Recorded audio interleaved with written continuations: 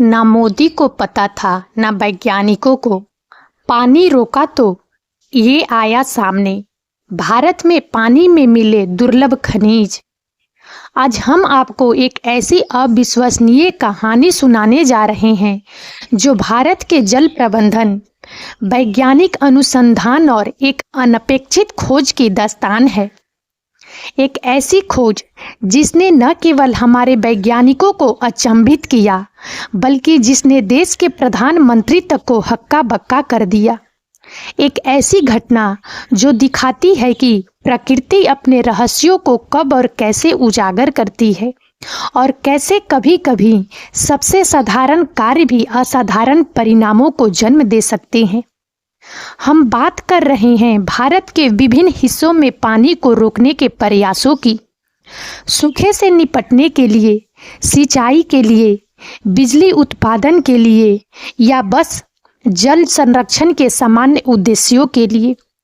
ये ऐसे प्रयास थे जो दशकों से चले आ रहे थे, जिन्हें हजारों इंजीनियरों, मजदूरों और वैज्ञानिकों ने अंजाम दिया। लेकिन किसी को भी यह अंदाजा नहीं था कि इन प्रयासों के साथ प्रकृति अपने गर्भ में छिपा एक अनमोल खजाना उजागर करने वाली है। एक ऐसा खजाना जिसके बारे में न तो देश के शीर्ष नेतृत्व को जानकारी थी और न ही हमारे सबसे अनुभवी भूवैज्ञानिकों और रसायनज्ञों को। यह कहानी है धैर्य की, दूरदर्शिता की और सबसे बढ़कर अनपेक्षित खोज की। जब पानी को रोका गया, जब नदियों की धाराएं बदली गई, जब जलाशयों का निर्माण हुआ, तो पानी के नीचे छिपी एक ऐसी दुनिया सामने आई जिसने भारत के खनिज मानचित्र को हमेशा के लिए बदल दिया। दुर्लभ खनिज, लिथियम, वैनेडियम, कोबाल्ट और कई अन्य जिनके बारे में सोचा भी नहीं गया था कि वे इन क्षेत्रों में मौजूद हो सकते हैं, वे अचानक प्रकट होने लगे। यह सिर्फ खनिजों की खोज की कहानी नहीं है, बल्कि यह एक कहानी है कि कैसे मानव हस्तक्षेप, भले ही वह सबसे अच्छे इरादों के साथ किया गया हो, प्रकृति के साथ एक अप्रत्याशित संवाद स्थापित कर सकता है। यह कहानी है कि कैसे विज्ञान अपनी सीमाओं के बावजूद हमेशा नए क्षितिज खोलने के लिए तैयार रहता है।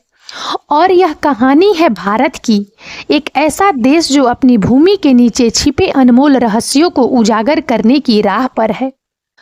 तो हमारे साथ बने रहिए, क्योंकि हम आपको उस यात्रा पर ले जाएंगे जहां पानी ने एक अप्रत्याशित रहस्य खोला, जहां वैज्ञानिकों को अपने सिद्धांतों पर पुनः विचार करना पड़ा और जहां एक राष्ट्र ने अपनी भविष्य की संभावनाओं को नए सिरे से परिभाषित करना शुरू किया। यह कहानी है न मोदी को पता था न वैज्ञानिकों को। पानी रोका तो ये आया सामने। जल संरक्षण के प्रयास और उनकी पृष्ठभूमि। भारत अपनी विशाल जनसंख्या और कृषि आधारित अर्थव्यवस्था के साथ हमेशा से जल प्रबंधन की चुनौतियों से जूझता रहा है।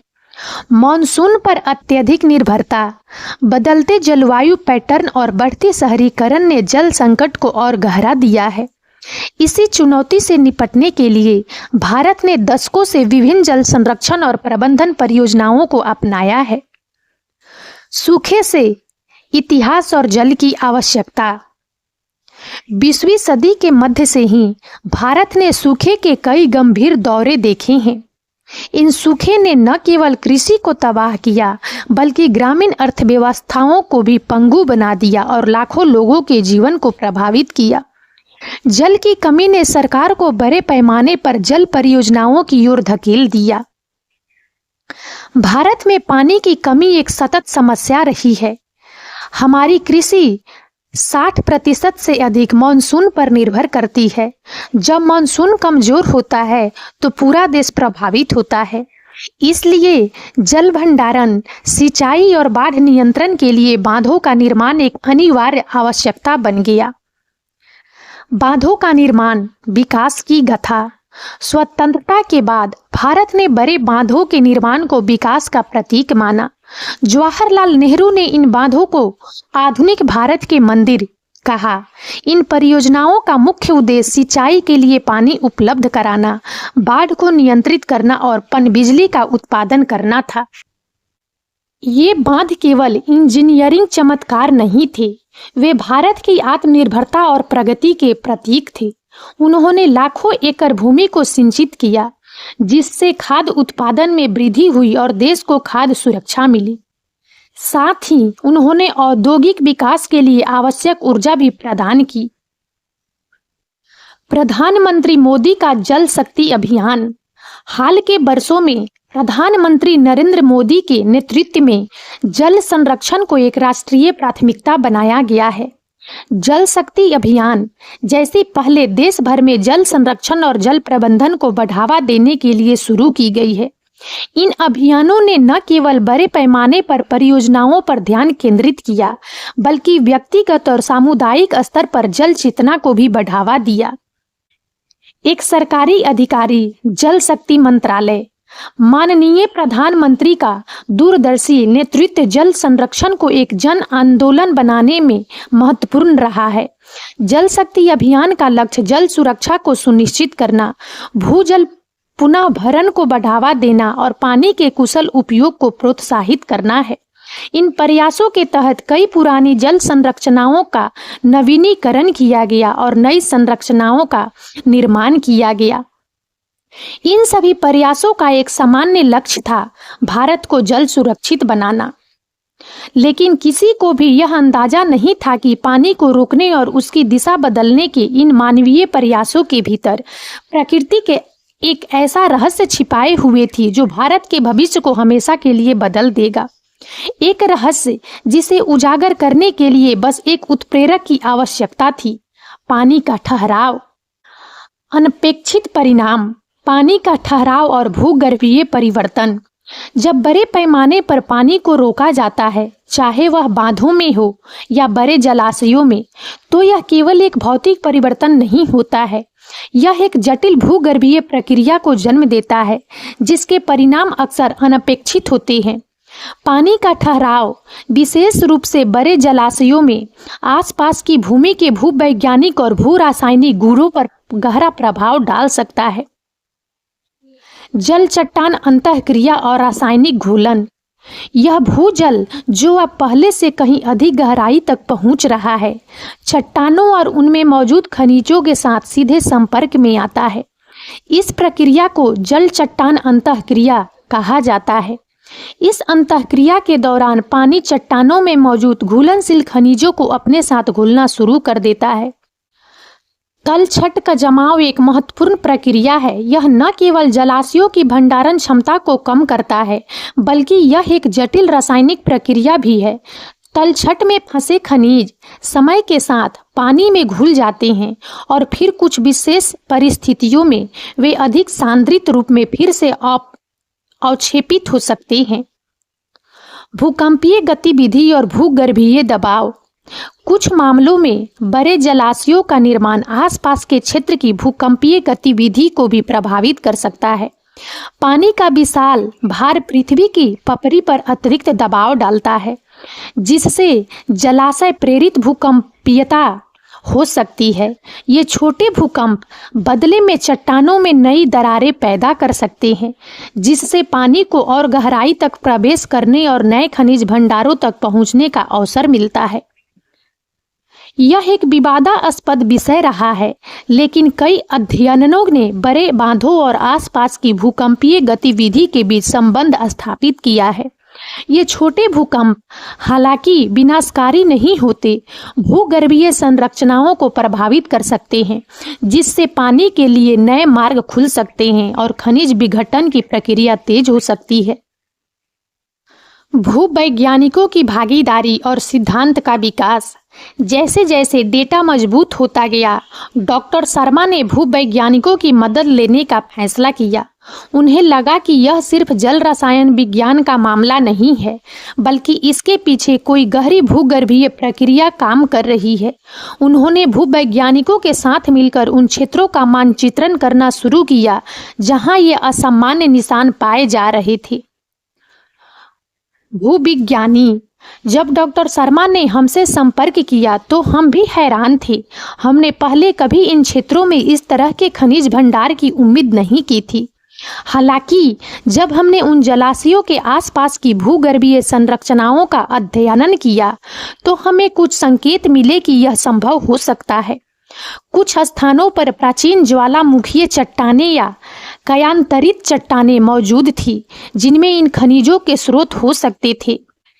यह एक धीमी और सावधानी पूर्वक प्रक्रिया थी। कोई भी जल्दबाजी में निष्कर्ष नहीं निकालना चाहता था, लेकिन जैसे जैसे अधिक डेटा एकत्र किया गया और जैसे जैसे विभिन्न वैज्ञानिक विषयों के विशेषज्ञ एक साथ आए, एक चौंकाने वाला सिद्धांत उभरने लगा। क्या यह संभव था कि पानी के लंबे समय तक ठहराव ने भूगर्भीय प्रक्रियाओं के साथ मिलकर इन दुर्लभ खनिजों को घोल दिया हो और उन्हें पानी में लाकर एक निश्चित सांद्रता में इकट्ठा कर दिया हो? यह एक साहसिक परिकल्पना थी जिसके सत्यापन के लिए गहन क्षेत्र कार्य और अधिक विश्लेषण की आवश्यकता थी। लेकिन पहली बार एक वास्तविक संभावना सामने आई। भारत की भूमि के नीचे एक अनमोल खजाना छिपा हो सकता था जिसे पानी ने खुद उजागर करना शुरू कर दिया था। क्षेत्र कार्य और निर्णायक सबूत। परिकल्पनाएं कितनी भी आकर्षक क्यों न हो, विज्ञान में अंतिम शब्द केवल ठोस सबूतों का होता है। डॉक्टर मीनाक्षी शर्मा और उनकी टीम ने अब भूवैज्ञानिकों और अन्य विशेषज्ञों के साथ मिलकर एक बड़े पैमाने पर क्षेत्र कार्य अभियान शुरू किया। यह अभियान भारत के विभिन्न हिस्सों में फैला हुआ था। उन सभी जलाशयों और नदियों के निचले इलाकों पर केंद्रित था जहां पानी के नमूनों में दुर्लभ खनिजों के निशान मिले थे। प्रारंभिक सर्वेक्षण और नमूनाकरण। अभियान की शुरुआत विस्तृत सर्वेक्षणों से हुई। उन्होंने न केवल पानी के नमूने लिए बल्कि जलाशयों के तल से तलछट के कोर, आसपास की मिट्टी और चट्टानों के नमूने भी एकत्र किए। विशेष रूप से वे उन क्षेत्रों पर ध्यान केंद्रित कर रहे थे जहां पानी लंबे समय से ठहरा हुआ था और जहां भूगर्भीय रूप से प्राचीन चट्टानें मौजूद थी। डॉक्टर मीनाक्षी शर्मा। हमने एक ग्रिड प्रणाली का उपयोग किया ताकि हम विभिन्न गहराई और स्थानों से सटीक नमूने ले सके। हमने यह सुनिश्चित किया कि हमारे नमूने किसी भी प्रकार के प्रदूषण से मुक्त हों। यह एक श्रम साध्य कार्य था, लेकिन हमें डेटा बिंदु की आवश्यकता थी। ड्रिलिंग और कोर नमूनाकरण। निर्णायक क्षण। भूभौतिकीय सर्वेक्षणों से प्राप्त संकेतों के आधार पर टीम ने कुछ प्रमुख स्थानों पर ड्रिलिंग करने का निर्णय लिया। यह अभियान का सबसे महत्वपूर्ण और निर्णायक चरण था। उन्होंने विभिन्न गहराइयों से कोर नमूने निकालने के लिए विशेष ड्रिलिंग रिग्स का उपयोग किया। वैज्ञानिक। जब पहली कोर नमूना बाहर आया तो हम सभी की सांसें थम गई। इसमें स्पष्ट रूप से कुछ असामान्य खनिज शामिल थे। रंग, घनत्व और क्रिस्टल संरचनाएं सामान्य चट्टानों से भिन्न थी। यह एक ऐसा क्षण था जब हमें एहसास हुआ कि हम कुछ बहुत बड़ा खोजने वाले हैं। हमने कोर नमूनों का मौके पर ही प्रारंभिक विश्लेषण किया। कुछ नमूनों से हमें लिथियम, वैनेडियम, कोबाल्ट और यहाँ तक कि नियोडीमियम जैसे दुर्लभ मृदा तत्वों की उच्च सांद्रता वाले संकेत मिले। यह अविश्वसनीय था। ये वे खनिज थे जिनकी हमें पहले कभी इन क्षेत्रों में उम्मीद नहीं की थी। सरकार की प्रतिक्रिया और प्रधानमंत्री मोदी का आश्चर्य। जब डॉक्टर मीनाक्षी शर्मा की टीम ने अपनी खोज की पुष्टि कर ली तो अगला कदम था सरकार को सूचित करना। यह एक ऐसी खबर थी कि जिसका भारत के आर्थिक और रणनीतिक भविष्य पर गहरा प्रभाव पड़ने वाला था। प्रारंभिक रिपोर्ट और गोपनीयता। टीम ने सबसे पहले अपनी विस्तृत रिपोर्ट सीधे भूवैज्ञानिक सर्वेक्षण विभाग और संबंधित मंत्रालयों को प्रस्तुत की। इस जानकारी की संवेदनशीलता को देखते हुए इसे प्रारंभिक चरण में अत्यधिक गोपनीय रखा गया। सरकारी अधिकारी। जब हमें प्रारंभिक रिपोर्ट मिली तो हमें विश्वास करना मुश्किल हुआ। यह बहुत बड़ा दावा था। हमने तुरंत एक स्वतंत्र सत्यापन टीम गठित की ताकि परिणामों की पुष्टि की जा सके। यह सुनिश्चित करना महत्वपूर्ण था कि यह कोई गलती न हो। प्रधानमंत्री को सूचना देना। एक अप्रत्याशित बैठक। स्वतंत्र सत्यापन के बाद जब परिणामों की पुष्टि हो गई तो यह समय था प्रधानमंत्री नरेंद्र मोदी को सूचित करने का। यह एक ऐसी खबर थी जिसकी उन्हें बिल्कुल भी उम्मीद नहीं थी। प्रधानमंत्री कार्यालय के एक वरिष्ठ अधिकारी, हमें याद है कि वह बैठक प्रधानमंत्री आमतौर पर बहुत शांत और एकत्रित रहते हैं, लेकिन जब उन्हें इस खोज के बारे में बताया गया तो उनके चेहरे पर स्पष्ट रूप से आश्चर्य के भाव थे। उन्होंने कई सवाल पूछे, विवरणों की गहराई में गए।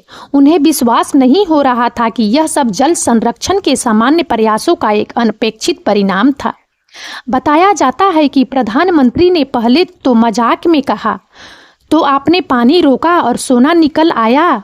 लेकिन जब वैज्ञानिकों और अधिकारियों ने उन्हें डेटा और भूगर्भीय विश्लेषण की गंभीरता समझाई तो उन्हें स्थिति की विशालता का एहसास हुआ। डॉक्टर मीनाक्षी शर्मा, प्रधानमंत्री बहुत ध्यान से सुन रहे थे। उन्होंने हमारी प्रक्रिया को समझने की कोशिश की और यह कैसे हुआ कि इन खनिजों का पहले पता नहीं चला। जब हमने समझाया कि यह पानी के लंबे समय तक संपर्क और भूगर्भीय प्रक्रियाओं का एक अनूठा संयोजन था तो वह वाकई प्रभावित हुए। ना मोदी को पता था न वैज्ञानिकों को। पानी रोका तो ये आया सामने। यह शीर्षक एक सरल सत्य को दर्शाता है। प्रकृति अपने रहस्यों को अपनी गति से प्रकट करती है। भारत में दुर्लभ खनिजों की यह खोज एक स्मारक है कि कैसे हमारे समान मानवीय प्रयास जब दूरदर्शिता और दृढ़ता के साथ किए जाते हैं, अनपेक्षित और असाधारण परिणामों को जन्म दे सकते हैं। भारत की यह अविश्वसनीय यात्रा अभी शुरू हुई है। दुनिया देख रही है और हम सब भारत के नागरिक के रूप में इस यात्रा के साक्षी हैं, यह जानते हुए कि हमारे जल, हमारी भूमि और हमारे वैज्ञानिकों ने हमें एक ऐसा भविष्य दिया है जिसकी हमने कभी कल्पना भी नहीं की थी। और अब इस वीडियो में इतना ही। यदि आप सबको हमारा यह वीडियो अच्छा लगा हो तो प्लीज़ इसे लाइक करें और ज़्यादा से ज़्यादा शेयर करें ताकि हमारा मनोबल इसी प्रकार से बढ़ता रहे और हम एक से बढ़कर एक ज्ञानवर्धक वीडियो लेकर नियमित रूप से आप सबकी सेवा में उपस्थित होते रहें। और तब तक के लिए बने रहें हमारे चैनल राजनंदिनी पर।